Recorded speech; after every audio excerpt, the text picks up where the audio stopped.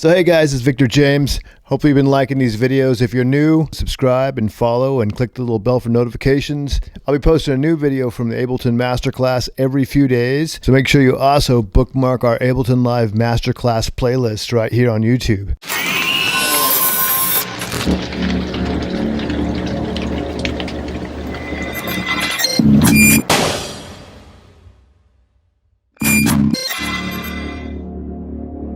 So the first part of the course is setup and what you need to get started with Ableton. First off, if you're getting tracks from us, you're going to need Ableton 9.5 or better.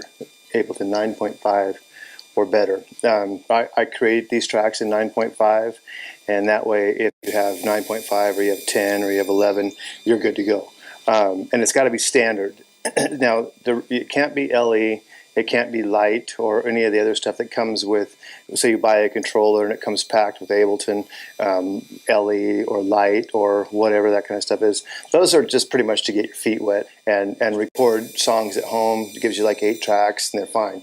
But as far as Ableton Live, to play live on stage, you're going to need at least standard or better. And for our tracks, it's got to be 9.5. If you have your own Ableton, you want to build your own tracks, that's a whole different story. So let's assume you're using Ableton 9.5 or better and standard or better. Now the difference between standard and the difference between the pro version, they give you more plugins and they give you a bunch of sample packages and that kind of stuff. Other than that, it's all the same.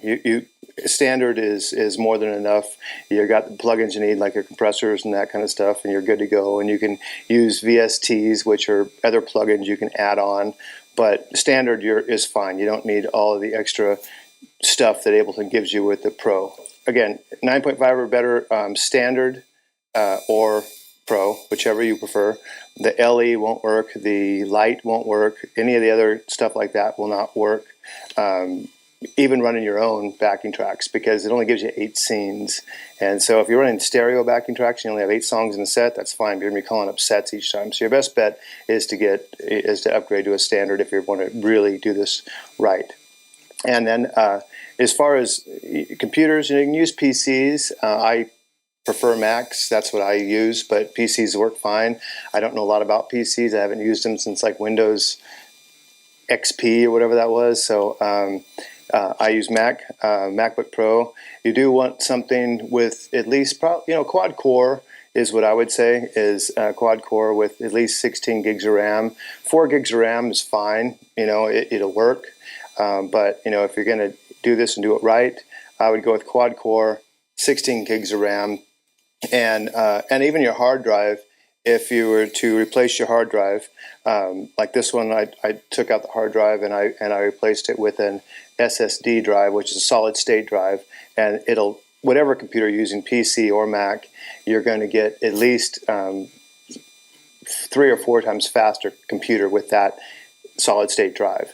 And swapping out a solid state drive on a Mac is basically, at least this one is basically taking the back off, unscrewing 2 screws. You can look up a video tutorial, unplugging it and plugging the SSD drive in, and then and you can clone it. So you get a software called I think it's iCloner or something like that, and basically before you do that, you plug it in and clone your hard drive to the SSD drive on an external docking station, and then take your old hard drive out, put your new hard drive in. It's that easy, and you've swapped it out and you don't got to pay anyone.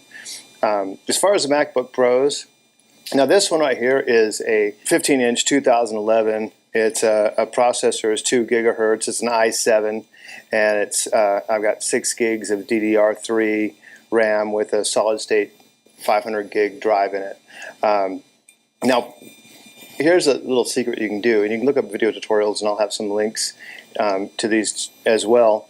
But you can actually take the CD-ROM out, and you can get a little case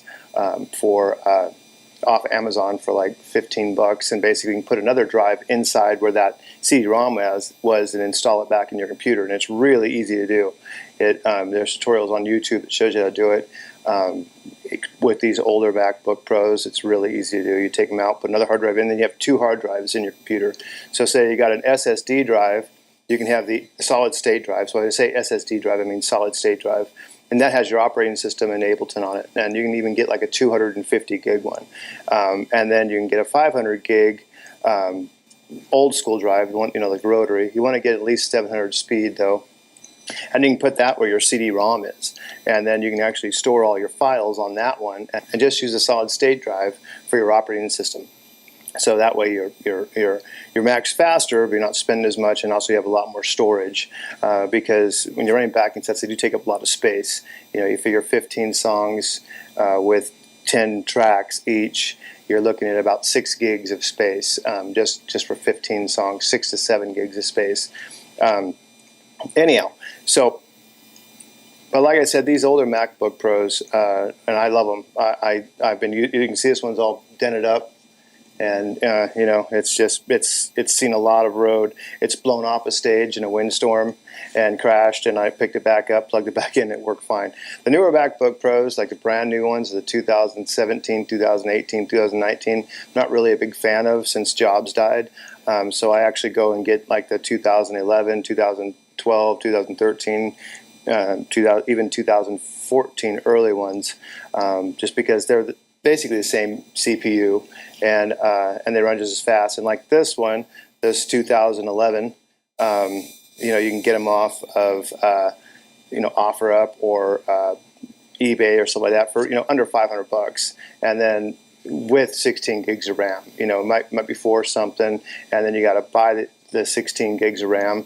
Now the RAM, you don't need on these because they're an Intel processor, so you don't need to get Mac RAM. Mac RAM is really expensive. You can get PC laptop DDR3 RAM, and you get that from Newegg for 16 gigs is so you can find it for under $100 usually, maybe 150. So you get 16 gigs, get it maxed out. If you have 4 gigs in it already, sell those 4 gigs. You can sell them on eBay for $30-40, and then you're not spending as much on your 16 gigs of RAM because it's only 2 sticks. So you got to have 2 8s, and you can't get like 4 4s. You only have 2 gigs of RAM in a MacBook, and you only have 2 sticks of RAM in a MacBook, and so you'd have to get 2 8s to make 16. But like I said, you can look it up and find Mac compatible, but pretty much all RAM is Mac compatible. It's DDR3, and it goes in a laptop. So that's the thing you want. You would like 16 gigs of RAM. You want a quad-core processor, and you would and preferably an SSD drive, solid-state drive. And so like this unit right here, you get this whole unit. You might have to get the parts and install them yourself for $500-600. And then you got a great computer that's going to last you a long time, and that'll work with 2012s, 2013s, 2014s. If you have a newer one and you spent $3,000 for it, well, sorry you did that, but it'll work fine too. But you're pretty much it's the same processor except for the screen's different, And then as far as sound cards, what you're going to need is you're going to need a USB sound card. You can get a FireWire sound card or a Thunderbolt sound card when they start making them. Those are fine, but really the new today, the USB 2.0 sound cards, the newer, if you're buying a newer one, like these Behringers, a big fan of Behringer now because they're all Midas Pre's. Well, some of their sound cards aren't. You want to find the ones that are on Midas Pre's. This one in particular is has Midas Pre's, and this is the U-Phoria model, and this is the 4 ins and 4 outs, 4 ins and 4 outs. And that's what you want. You want a sound card with at least 4 outs because you got to run your stereo track to your front of house to your PA system, and you got to have something for your drummer and whoever else wants to have a click in their ear to hear from. So you need at least 4 outs. And so this is a great little sound card. It's around $100, brand new. And it's got Midas Pre's, so if you're going to use it to record with, it sounds great. What I use is the X Air. It's Behringer, and it is basically a mixing board. It's basically the X32, but it's only 18 channels instead of 32 or 16, and then they add a box. So this is 18 channels. It gives you 6 outs and your mains. So you have basically 8 outs. You have your main outs, which is right and left, and then you have 6 more outs. So you can run, like, say, this to an in-ear monitor setup. So say you have an in-ear, like this is a Carbon in-ear monitor, right? And they have XLR inputs. so you can run, you know, aux1 to your in-ear, and then you have your drummer with a body pack with the in-ear, or you know, this one you can actually hook up as many body packs as you'd like. You just got to put them on the same channel. This is a stereo one, so you can actually have two body packs, one on each side, and have two different mixes. But as long as on the same channel, everyone can hear the same thing. You can have as many body packs as you like, and you can see this one's been on the road quite a bit. But anyhow, you can also send this to, or you can also, and then you can also send the other tracks out to the front of house. So you can say you have your bass guitar coming out of here, and your keyboards coming out of here, your percussion coming out of here, and so on and so forth. And that way your sound engineer can actually mix it front of house. But the beautiful thing about the X Air is it is Wi-Fi. So you can actually run the whole mixer off of an iPad. You can also hook it to your computer and run it off your computer too. And I was showing you how to do that in separate tutorials. But you can run the whole thing off the iPad. So say this is your only unit if you're a band, and you can actually mix the whole thing from the stage. So you put this on stage like a stage box. You know, you have your drums and your vocals and that kind of stuff. You have 2 tracks that's running your Ableton stuff, and then each band member can have their own in-ear mix, and then you can send those to front of house. However you want to set up, there's all kinds of possibility ways to set this up with this unit. It's a great unit. This is what we use live, and we've done shows with Gaga, Shiny Toy Guns, and oh God, I don't even know. There's a big, huge list. Smash Mouth, all these guys. This is what we use on all those. We actually just run all of our stuff in it, give them guys 2 front of house. We have in-ear monitors, and we're good to go. And anyhow, so it's a great little unit. But there's several different kinds of units with multiple outs. And the way I'm going to set this up is going to show you can use any sound card you would like. These are just my preferences for touring, because these Behringer with the Midas pre's, I mean, you can chuck them across the stage and plug them in, they still work.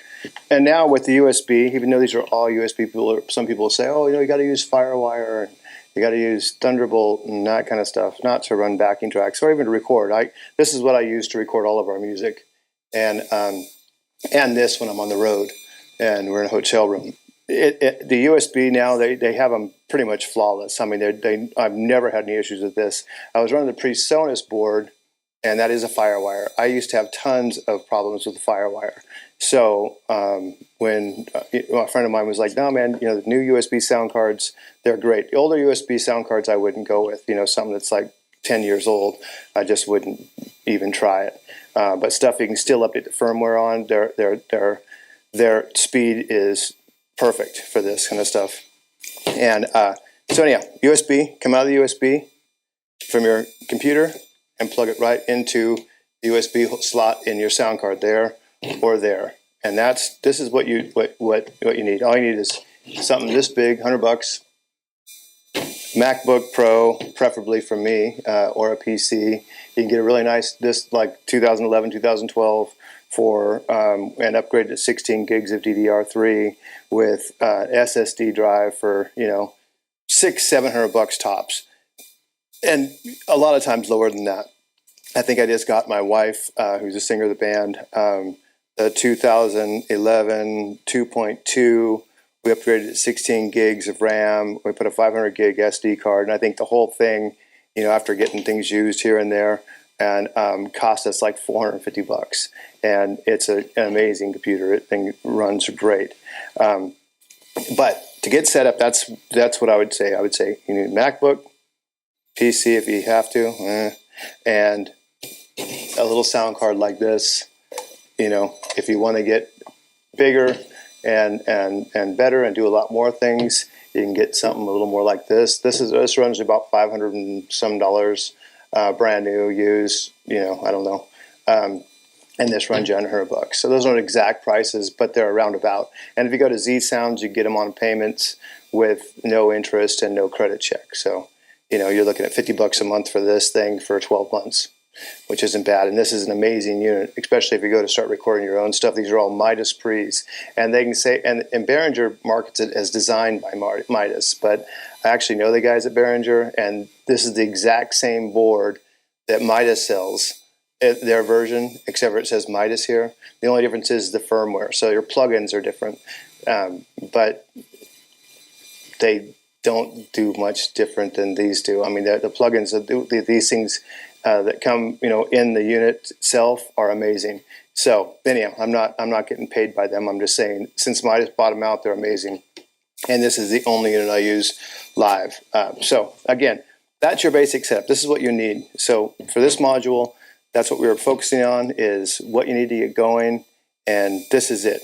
We can upgrade from here and get controllers and, like back here, or, a foot controller. And this is line 6, but it's an FBV USB. So it'll work as a MIDI controller, but pretty much any MIDI controller will work to trigger stuff if you want, or you can just trigger them, by your hand.